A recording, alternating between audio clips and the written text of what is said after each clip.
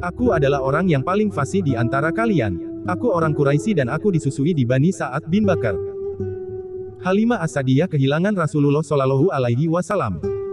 Ibnu Ishaq berkata bahwa banyak orang mengatakan dan hanya Allah yang lebih tahu, ketika ibunda Rasulullah Shallallahu Alaihi Wasallam, Halimah As-Sa'diyah membawa Rasulullah Shallallahu Alaihi Wasallam ke Makkah, beliau menghilang di kerumunan manusia pada saat akan dikembalikan kepada keluarganya. Halimah As-Sa'diyah mencari-cari beliau, namun tidak berhasil menemukannya. Halimah As-Sa'diyah segera menemui Abdul Muthalib dan berkata kepadanya, "Sungguh pada malam ini, aku datang dengan Muhammad, namun ketika aku berada di Makkah atas, ia menghilang dariku. Demi Allah, aku tidak tahu di mana dia berada." Kemudian Abdul Muthalib berdiri di samping Ka'bah dan berdoa kepada Allah agar dia mengembalikan Muhammad kepadanya. Ada yang mengatakan Rasulullah Shallallahu Alaihi Wasallam ditemukan Warakah bin Naufal bin Asad dan seseorang dari Quraisy, kemudian keduanya membawa beliau kepada Abdul Muthalib. Keduanya berkata kepada Abdul Muthalib, "Inilah anakmu. Kami menemukannya di Makkah atas." Abdul Muthalib mengambil Rasulullah Shallallahu Alaihi Wasallam kemudian meletakkan beliau di pundaknya sambil tawaf di Ka'bah. Abdul Muthalib memintakan perlindungan untuk beliau, berdoa untuk beliau, kemudian Abdul Muthalib mengembalikan beliau kepada ibunya, Aminah binti Wahb. Sebab lain Halimah As-Sa'diyah mengembalikan Rasulullah Shallallahu Alaihi Wasallam. Ibnu Ishaq berkata bahwa sebagian orang berilmu berkata kepadaku, di antara sebab lain yang mendorong ibu Rasulullah Shallallahu Alaihi Wasallam, Halimah As-Sa'diyah, mengembalikan Rasulullah Shallallahu Alaihi Wasallam kepada ibu kandungnya di samping sebab yang telah dijelaskan Halimah As-Sa'diyah kepada Aminah binti Wahb bahwa beberapa orang Nasrani dari Habasyah melihat Rasulullah Shallallahu Alaihi Wasallam bersama Halimah As-Sa'diyah ketika ia mengembalikan beliau setelah disapi. Mereka memandangi Rasulullah Shallallahu Alaihi Wasallam dengan seksama, bertanya kepada Halimah As-Sa'diyah tentang beliau, dan menimang-nimang beliau. Mereka berkata, "Kami pasti merampas anak ini kemudian membawanya kepada raja di negeri kami, karena kelak anak ini akan menjadi orang besar, karena kami telah mengetahui seluk-beluk tentang dia." Orang yang berkata kepadaku mengatakan bahwa Halimah As-Sa'diyah nyaris tidak bisa meloloskan diri dari mereka. 2. Bab 32. Kematian ibunda Rasulullah Shallallahu Alaihi Wasallam dan kehidupan beliau bersama kakeknya. Ibnu Ishaq berkata, selama Rasulullah Shallallahu Alaihi Wasallam bersama ibundanya, Aminah binti Wahb dan kakeknya, Abdul Muthalib, beliau berada dalam pemeliharaan Allah dan penjagaannya. Allah menumbuhkan beliau dengan penumbuhan yang baik karena Allah berkehendak memuliakan beliau. Ketika Rasulullah Shallallahu Alaihi Wasallam berusia 6 tahun, ibunya, Aminah binti Wahb meninggal dunia. Ibnu Ishaq berkata bahwa Abdullah bin Abu Bakar bin Muhammad bin Amr bin Hazm berkata kepadaku, ibunda Rasulullah Shallallahu Alaihi Wasallam, Aminah binti Wahb meninggal dunia di Al-Abwa, daerah di antara Makkah dengan Madinah pada saat Rasulullah Shallallahu Alaihi Wasallam berusia 6 tahun. Ibundanya membawa beliau mengunjungi paman-pamannya dari jalur ibunya di Bani Adi bin An-Najjar, kemudian meninggal dunia dalam perjalanan pulang ke Makkah. Ibnu Hisham berkata, ibu Abdul Muthalib bin Salma adalah Salma binti Amr An-Najjariyah. Hubungan kepamanan inilah yang disebutkan Ibnu Ishaq ketika membahas paman-paman beliau di Bani Adi bin An-Najjar tersebut. Pengasuhan Abdul Muthalib dan perhatiannya terhadap Rasulullah Shallallahu Alaihi Wasallam. Ibnu Ishaq berkata, setelah itu, Rasulullah Shallallahu Alaihi Wasallam hidup bersama Abdul Muthalib. Abdul Muthalib mempunyai kursi di Ka'bah. Anak-anaknya duduk di sekitar kursi tersebut hingga ia datang kepadanya. Tidak ada seorang pun di antara anak-anaknya yang berani duduk di atas kursi tersebut karena hormat kepadanya. Ketika masih kecil, Rasulullah Shallallahu Alaihi Wasallam datang ke kursi tersebut kemudian duduk di atasnya. Melihat beliau duduk di kursi kakeknya, paman-pamannya mengambil beliau dari kursi tersebut sehingga dengan demikian mereka bisa menjauhkan beliau dari Abdul Muthalib. Melihat perlakukan paman-pamannya seperti itu terhadap Rasulullah Shallallahu Alaihi Wasallam, Abdul Muthalib berkata, "Jangan larang anakku, Rasulullah Shallallahu Alaihi Wasallam duduk di atas kursi ini. Demi Allah, ia kelak menjadi orang besar."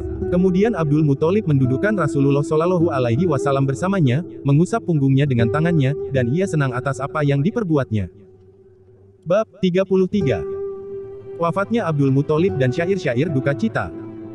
Ibnu Ishaq berkata, ketika Rasulullah Shallallahu Alaihi Wasallam berusia 8 tahun, Abdul Muthalib meninggal dunia, tepatnya 8 tahun setelah tahun gajah.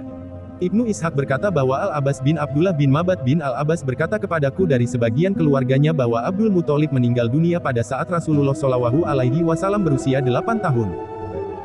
Ibnu Ishaq berkata bahwa Muhammad bin Said bin Al-Musayyib berkata kepadaku, ketika Abdul Muthalib hendak meninggal dunia dan ia merasa tidak lama lagi akan meninggal dunia, ia kumpulkan anak-anak wanitanya yang berjumlah 6 orang, Safiyah, Barah, Atikah, Ummu Hakim Al-Baiza, Umaymah, dan Arwa. Ia berkata kepada mereka, menangislah kalian untukku agar aku bisa mendengar apa yang kalian katakan sebelum aku menghembuskan napas terakhir. Ibnu Hisham berkata, saya tidak melihat seorang pun dari pakar syair yang mengetahui syair-syair berikut di bawah ini, namun karena syair-syair tersebut diriwayatkan Muhammad bin Said bin Al-Musayyib, maka saya menulisnya. Syair duka cita Safiyah binti Abdul Muthalib untuk ayahnya. Safiyah binti Abdul Muthalib menangisi ayahnya sambil berkata, aku kaget mendengar suara ratapan di malam hari. Suara ratapan terhadap seorang laki-laki di tengah jalan, ketika itulah air mataku mengalir deras. Di pipiku seperti turunnya mutiara. Suara ratapan terhadap Syaibah, nama asli Abdul Muthalib, orang dermawan dan orang besar.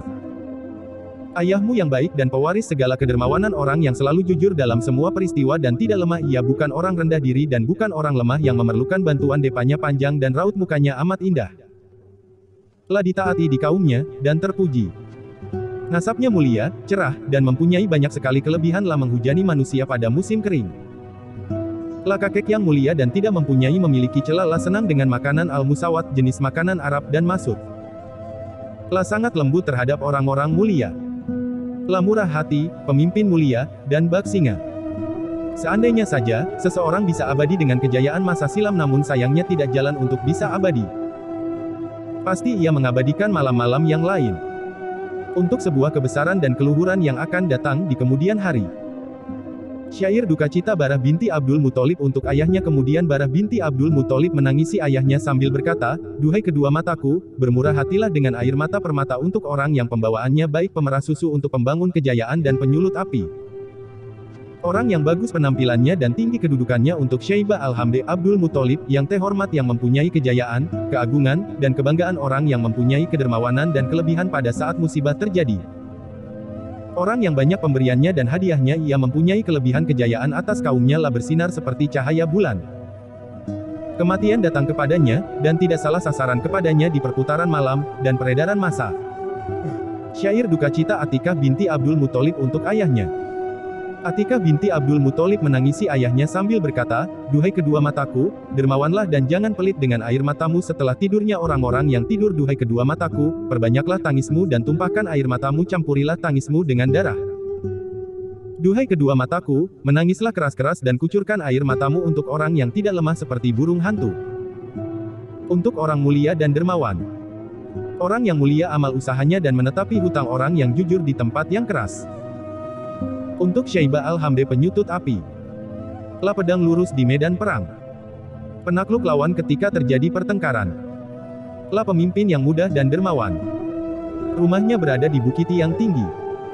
Tinggi jambulnya dan sulit dicapai. Syair duka cita Ummu Hakim Al-Baiza binti Abdul Muthalib untuk ayahnya. Kemudian Ummu Hakim Al-Baiza menangisi ayahnya sambil berkata, duhai kedua mataku, bermurah hatilah dan menangislah keras-keras, menangislah untuk orang yang mempunyai kedermawanan dan kemuliaan. Duhai mataku, celaka engkau, bantulah aku. Dengan air mata dari air mata air hujan. Menangislah untuk orang yang paling baik dalam menjalani kematian ayahmu yang baik seperti arus sungai Efrat. Yang panjangnya, Syaibah yang mempunyai ketinggian pembawaannya baik dan pemberiannya terpuji. Penyambung sanak saudara dan ganteng. Bak air hujan pada tahun-tahun yang kering. Lah singa ketika memperebutkan mangsa. Semua mata senang melihat kepadanya. Pemimpin Bani Kinanah dan Al-Muraja. Pada suatu zaman datang dengan membawa aib. Tangisilah dia dan jangan berlarut-larut dalam kesedihan, menangislah, selama engkau masih bisa menangis. Syair duka cita Umaymah binti Abdul Muthalib untuk ayahnya. Umaymah binti Abdul Muthalib menangisi ayahnya sambil berkata, ketahuilah, bahwa sang penggembala keluarga telah meninggal dunia, dia pemberi air minum jamaah haji dan pelindung kebesaran orang yang rumahnya disenangi tamu-tamu asing. Ketika langit manusia petit dengan petirnya.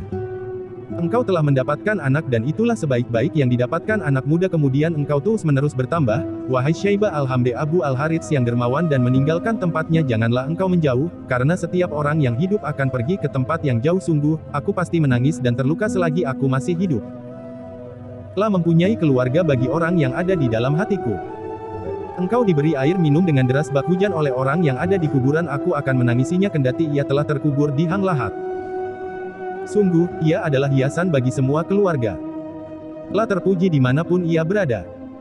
Syair duka cita Anfa binti Abdul Muthalib untuk ayahnya. Arwa binti Abdul Muthalib menangisi ayahnya sambil berkata, "Mataku menangis dan ia pantas untuk menangis. Untuk orang yang berwatak pemalu. Untuk pemimpin yang mudah.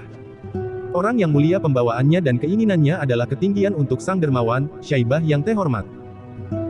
Ayahmu yang baik yang tidak ada tandingannya.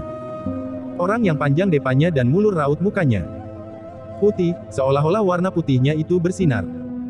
Ia orang yang paling ramping pinggulnya, tampan, dan memiliki banyak kelebihan. Ia memiliki kejayaan sejak dulu kala, dan keagungan. Pantang baginya berbuat zalim, wajahnya bersinar dan ganteng. Ia mulia sejak dulu dan ini bukan rahasia umum. Ia tempat berlindung Malik dan saluran air bagi Rabi. Ia hakim jika ia diminta untuk memutuskan masalah. Dialah pemuda yang mulia dan dermawan. Ia kekuatan tangguh ketika darah berceceran. Jika para pemberani takut kepada kematian. Hingga hati sebagian mereka seolah-olah menjadi udara maka ia melangkah dengan gagah berani di Zurubat yang jelek. Ia tampan jika Anda melihatnya. Kekaguman Abdul Muthalib kepada syair-syair duka cita anak-anak wanitanya. Ibnu Ishaq berkata bahwa Muhammad bin Said al-Musayyib berkata kepadaku bahwa Abdul Muthalib memberi isyarat dengan kepalanya karena tidak lagi bisa berbicara. Begitulah. Menangislah kalian untukku. Nasab al-Musayyib bin Hazan. Ibnu Hisham berkata, Al-Musayyib ialah anak Hazan bin Abu Wahbe bin Amr bin Aits bin Imran bin Mahzum. Ibnu Ishaq berkata, Hujaifah bin Ghanim, saudara Bani Adi bin Ka'ab bin Luay berkata sambil menangisi Abdul Muthalib bin Hashim bin Manaf, menyebutkan kelebihannya, membeberkan kelebihan Qusay bin Kilab atas orang-orang Quraisy, dan memaparkan kelebihan anak-anaknya atas orang-orang Quraisy. Sebabnya, Hujaifah bin Ghanim dihukum dengan denda sebesar 4.000 dirham di Makkah, kemudian ia berdiri di Makkah. Pada saat itulah, Abu Lahab Abdul Uzza bin Abdul Muthalib berjalan melewatinya, kemudian membebaskannya dari hukuman denda tersebut. Hujaifah bin Ghanim berkata, "Duhai kedua renataku, dermawanlah dengan air mata kepada hati. Janganlah engkau berdua bosan, karena aku akan mengairi kalian berdua dengan air hujan. Duhai kedua mataku, dermawanlah dengan air mata dan kucurkan semua air mata yang ada karena menangisi seseorang yang tidak luput dari petaka zaman. Untuk orang yang tangguh, dan mempunyai kewaspadaan di orang yang tampan raut mukanya, tidak takut, dan bukan tukang bohong untuk orang mulia, terhormat, bak air hujan, dan kaya. Ia baik saluran air bagi Luay pada musim kering dan pada kesulitan untuk orang terbaik yang berjalan kaki dari Ma'at dan Nel. Usahanya mulia, pembawaannya baik, dan halus. Ia manusia yang paling mulia asal-usulnya, dan keturunannya. Ia manusia yang paling beruntung dengan kemuliaan dan popularitas. Ia manusia yang paling berhak memiliki kejayaan, kesabaran, dan kecerdasan serta bersih dari dendam pada saat musibah terjadi.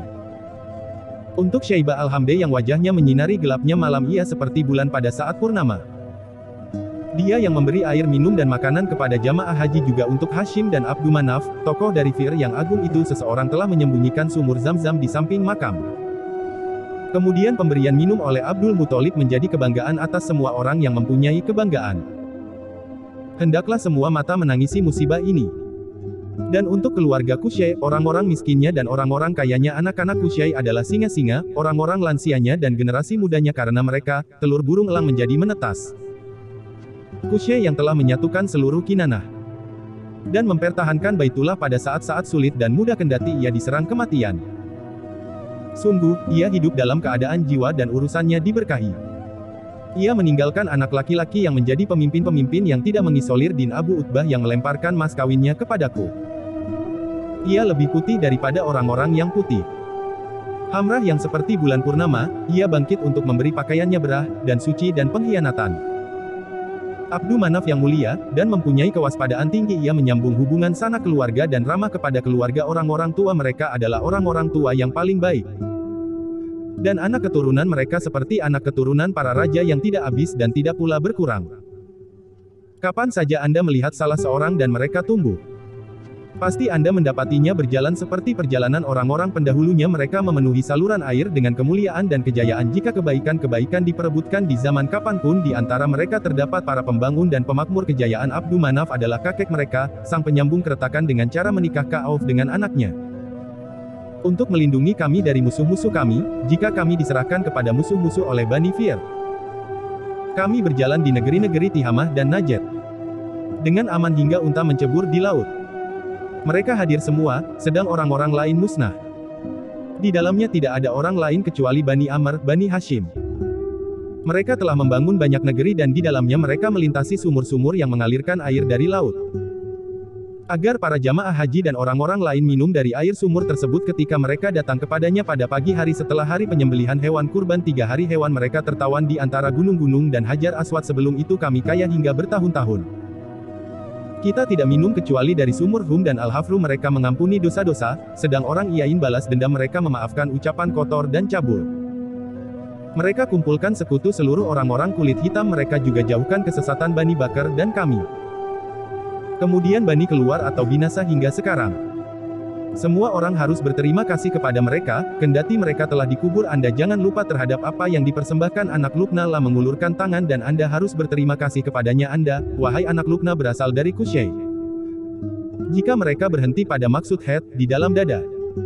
Anda mengambil kejayaan kemudian Anda mengumpulkannya kepada orang-orang terhormat yang mempunyai puncak kebesaran Anda telah unggul dan mengalahkan manusia dalam pemberian Anda menjadi pemimpin bagi semua anak pemimpin yang terhormat ibumu adalah akar indah dari Huza'ah. Jika pada suatu hari orang-orang yang berilmu mendapatkan nasab-nasab kepada Sabah, sang pahlawan ibumu berasal oleh karena itu, muliakan ibumu yang dinasabkan kepada puncak keindahan. Abu Syamir, Amr bin Malik Zujadan dan Abu Al-Jabr berasal dari kabilah ibumu. Serta Asad yang memimpin jamaah haji sebanyak 20 kali haji di tempat-tempat tersebut ia didukung oleh pertolongan. Ibnu Hisham berkata, ucapan Hujaifah bin Ghanim, ibumu adalah akar indah dari Huza'ah, yang dimaksud dengan kata ibumu pada syair di atas adalah ibu Abu Lahab, yaitu Luqna binti Hajir al-Huzai. Ucapan Hujaifah bin Ghanim, pasti Anda mendapatinya berjalan seperti perjalanan orang-orang pendahulunya, berasal dari selain Ibnu Ishaq. Syair duka cita Matrud al-Huzai untuk Abdul Muthalib. Ibnu Ishaq berkata, Matrud bin Ka'ab al-Huzai berkata menangisi Abdul Muthalib dan Bani Abdu Manaf. Hai orang yang telah siap untuk turun. Silakan Anda bertanya tentang keluarga Abdu Manaf. Ibumu kehilangan dirimu, jika engkau singgah di negeri mereka menjagamu dari kesalahan dan kejelekan. Mereka mencampur orang kaya dengan orang miskin mereka hingga orang miskin mereka kembali menjadi seperti orang kaya mereka orang-orang yang dermawan ketika bintang-bintang berubah dan orang-orang telah siap untuk memulai perjalanan dagang mereka para pemberi makan ketika angin bertiup kencang hingga matahari terbenam di laut bisa jadi ia telah mati, wahai Abu Al-Fial apa yang terjadi pada orang di atas dirimu adalah kalung mutiara kecuali ayahmu, saudaraku yang mulia saja orang dermawan. Al-Muthalib bapak para tamu ketika Abdul Muthalib meninggal dunia, pengelolaan sumur Zam-Zam dan pemberian air minum kepada jamaah haji dilanjutkan Al-Abbas bin Abdul Muthalib, orang paling muda di antara saudara-saudaranya. Jabatan tersebut ia pegang, hingga Islam muncul, kemudian Rasulullah Shallallahu Alaihi Wasallam mengesahkannya seperti sebelumnya. Jabatan tersebut dipegang keluarga Al-Abbas hingga dewasa ini. Oh. Bab 34. Rasulullah Shallallahu Alaihi Wasallam berada dalam asuhan Abu Talib. Ibnu Ishaq berkata, setelah Abdul Muthalib meninggal dunia, Rasulullah Shallallahu Alaihi Wasallam ikut pamannya, Abu Talib menurut para ulama atas wasiat Abdul Muthalib, karena ayah Rasulullah Shallallahu Alaihi Wasallam dan Abu Talib adalah saudara sekandung. Ibu keduanya adalah Fatimah binti Amr bin Aits bin Abde bin Imran bin Mahzum. Ibnu Hisham berkata, Aits adalah anak Imran bin Mahzum. Ibnu Ishaq berkata, Abu Talib mengasuh Rasulullah Shallallahu Alaihi Wasallam setelah Abdul Muthalib. Beliau diserahkan kepadanya dan selalu bersamanya.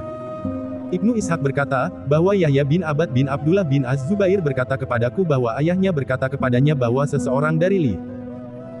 Ibnu Hisham berkata, Li berasal dari Asdi Syanwah. La paranormal. Jika ia berada di Makkah, orang-orang Quraisy datang kepadanya dengan membawa anak-anaknya untuk dilihat Li dan ia meramal mereka untuk kedua orang tuanya.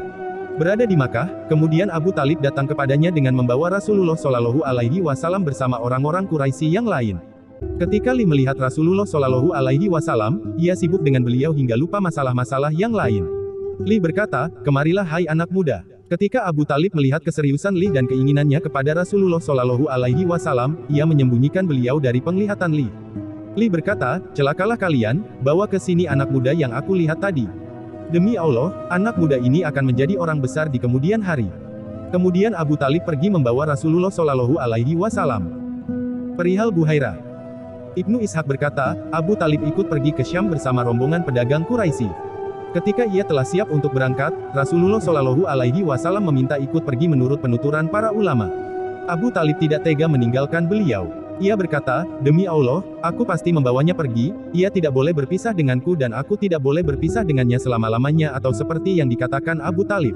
Kemudian Abu Talib berangkat dengan membawa Rasulullah Shallallahu Alaihi Wasallam. Buhairah menjamu rombongan Quraisy. Ibnu Ishaq berkata, ketika rombongan Quraisy tiba di Busra, daerah di Syam, ternyata di Busra tersebut terdapat pendeta Buhairah sedang berada di rumah ibadahnya. Ia menjadi rujukan umat Nasrani. Di rumah ibadah tersebut, selalu ada pendeta, dan umat Nasrani mendapatkan ilmu dari rumah ibadah tersebut dan generasi tua mewariskannya kepada generasi muda menurut pengakuan banyak ulama. Pada tahun tersebut rombongan Quraisy berhenti di Buhairah, dan sebelumnya mereka selalu melewatinya namun Buhairah tidak pernah mau berbicara dan tidak menggubris mereka hingga tahun itu. Ketika mereka berhenti di dekat rumah ibadah Buhairah, ia membuat makanan yang banyak sekali untuk mereka. Pendeta Buhairah berbuat seperti itu menurut banyak ulama, karena sesuatu yang dilihatnya ketika berada di rumah ibadahnya. Ada yang mengatakan, ketika Buhairah sedang berada di rumah ibadahnya, ia melihat Rasulullah Shallallahu Alaihi Wasallam bersada di tengah-tengah rombongan Quraisy, sedang awan menaungi beliau dan tidak menaungi orang-orang lain. Ibnu Ishaq berkata, mereka berhenti di bawah naungan pohon dekat Buhairah. Buhairah melihat awan ketika pohon menaungi Rasulullah Shallallahu Alaihi Wasallam dan ranting-ranting pohon berjuntai kepada beliau hingga bernaung di bawahnya. Ketika Buhairah melihat yang demikian, ia keluar dari rumah ibadahnya dan menyuruh pembantunya membuat makanan. Sedang ia sendiri pergi ke tempat rombongan Quraisy. Ia berkata kepada mereka, "Hai orang-orang Quraisy, sungguh aku telah membuat makanan untuk kalian.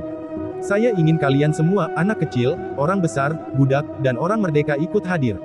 Seseorang bertanya kepada Buhairah, "Demi Allah, hai Buhairah, alangkah istimewanya apa yang engkau perbuat kepada kami pada hari ini, padahal kami seringkali melewati tempatmu ini. Ada yang terjadi pada dirimu pada hari ini?" Buhairah berkata kepada orang tersebut, "Engkau benar, dulu aku memang seperti yang engkau katakan.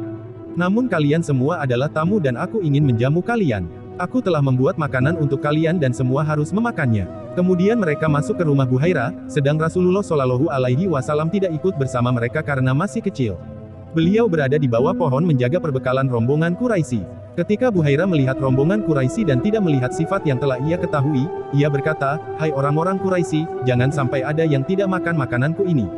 Mereka berkata kepada Buhairah, "Hai Buhairah, tidak ada seorang pun yang layak datang kepadamu yang tertinggal kecuali anak muda yang paling kecil di antara kami.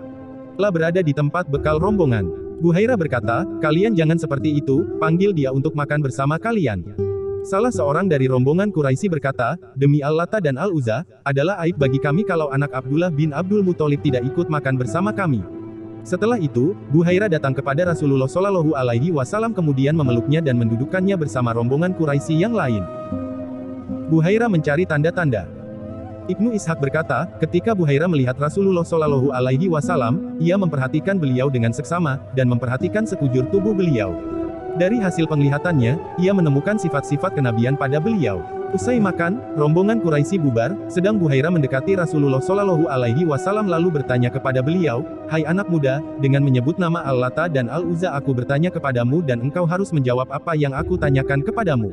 Buhairah bertanya seperti itu, karena ia mendengar bahwa kaum Rasulullah Shallallahu Alaihi Wasallam bersumpah dengan Al-Lata dan Al-Uzza. Ada yang mengatakan, bahwa Rasulullah Shallallahu Alaihi Wasallam menjawab, "Jangan bertanya tentang sesuatu apapun kepadaku dengan menyebut nama Al-Lata dan Al-Uzza. Demi Allah, tidak ada yang sangat aku benci melainkan keduanya." Buhairah berkata, "Aku bertanya kepadamu dengan menyebut nama Allah, dan engkau harus menjawab pertanyaanku." Rasulullah Shallallahu Alaihi Wasallam berkata, "Tanyakan kepadaku apa saja yang ingin engkau tanyakan." Buhairah menanyakan banyak hal kepada Rasulullah Shallallahu Alaihi Wasallam, tidur beliau, postur beliau, dan hal-hal lain. Itu semua dijawab Rasulullah Shallallahu Alaihi Wasallam. Jawaban yang diberikan Rasulullah Shallallahu Alaihi Wasallam sesuai dengan sifat beliau yang ia ketahui.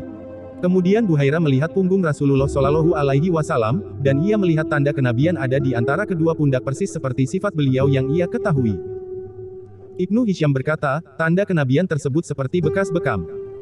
Buhairah menasihati Abu Talib membawa pulang Rasulullah Shallallahu Alaihi Wasallam. Ibnu Ishaq berkata, setelah itu, Buhairah menemui paman Rasulullah Shallallahu Alaihi Wasallam, Abu Talib, dan bertanya kepadanya, "Apakah anak muda ini anakmu?" Abu Talib menjawab, "Ya, dia anakku." Buhairah berkata, "Tidak, dia bukan anakmu. Anak muda ini tidak pantas mempunyai ayah yang masih hidup." Abu Talib berkata, "Dia anak saudaraku." Buhairah bertanya, "Apa yang dikerjakan ayahnya?" Abu Talib menjawab, "Ayahnya meninggal dunia ketika dia dikandung ibunya." Buhairah berkata, "Engkau benar. Bawa pulang anak saudaramu ini ke negeri asalmu sekarang juga. Jaga dia dari orang-orang Yahudi. Demi Allah, jika mereka melihat padanya seperti yang aku lihat, mereka pasti membunuhnya." Sesungguhnya akan terjadi sesuatu yang besar pada anak saudaramu ini. Oleh karena itu, segera bawa pulang dia ke negeri asalmu. Setelah menyelesaikan aktivitas bisnisnya di Syam, Abu Talib membawa pulang Rasulullah Shallallahu Alaihi Wasallam ke Makkah. Sebagian ahli kitab berusaha membunuh Rasulullah Shallallahu Alaihi Wasallam. Ibnu Ishaq berkata, banyak orang mengatakan bahwa Zurair, Tamam, dan Daris mereka adalah ahli kitab melihat pada diri Rasulullah Shallallahu Alaihi Wasallam persis seperti yang dilihat Buhairah pada beliau dalam perjalanan bersama pamannya, Abu Talib. Mereka bertiga berusaha mencari Rasulullah Shallallahu Alaihi Wasallam, namun Buhairah melindungi beliau dari mereka. Buhairah mengingatkan mereka kepada Allah, tentang beliau dan sifatnya yang bisa mereka temukan dalam kitab mereka, serta bahwa meskipun mereka sepakat untuk membunuh beliau, mereka tidak dapat mendekati beliau. Buhairah tidak henti-hentinya menasihati hingga akhirnya mereka mengetahui kebenaran ucapan Buhairah, kemudian membenarkan ucapannya, membatalkan niatnya membunuh Rasulullah Shallallahu Alaihi Wasallam, dan berpaling dari hadapan Buhairah. Perlindungan Allah Ta'ala kepada Rasulullah Shallallahu Alaihi Wasallam. Ibnu Ishaq berkata, Rasulullah Shallallahu Alaihi Wasallam semakin besar. Allah Ta'ala memeliharanya, dan melindunginya dari kotoran-kotoran jahiliyah, karena Allah berkehendak memuliakannya dan memberikan risalah kepadanya, hingga Rasulullah Shallallahu Alaihi Wasallam menjadi orang yang paling ksatria di kaumnya, paling baik akhlaknya, paling mulia asal-usulnya, paling baik pergaulannya, paling agung sikap santunnya, paling benar tutur katanya, paling agung kejujurannya, paling jauh dari keburukan, dan paling jauh dari akhlak-akhlak yang mengotori orang laki-laki. Hingga akhirnya kaumnya menggelarinya Al-Amin karena Allah mengumpulkan pada beliau hal-hal yang baik. Rasulullah Shallallahu Alaihi Wasallam menceritakan perlindungan Allah kepadanya. Ibnu Ishaq berkata bahwa seperti disampaikan kepadaku bahwa Rasulullah Shallallahu Alaihi Wasallam pernah bercerita tentang perlindungan Allah kepadanya sejak masa kecilnya dari kejahiliyahan. Rasulullah Shallallahu Alaihi Wasallam bersabda, pada masa kecilku, aku bersama anak-anak Kedel Quraisy mengangkat batu untuk satu permainan yang biasa dilakukan anak-anak. Semua dari kami tejanjang dan meletakkan bajunya di pundaknya, sebagai ganjalan untuk memikul batu.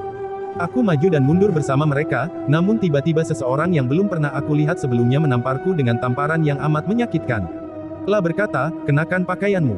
Kemudian aku mengambil pakaianku memakainya. Setelah itu, aku memikul batu di atas pundakku dengan tetap mengenakan pakaian dan tidak seperti teman-temanku. Oh.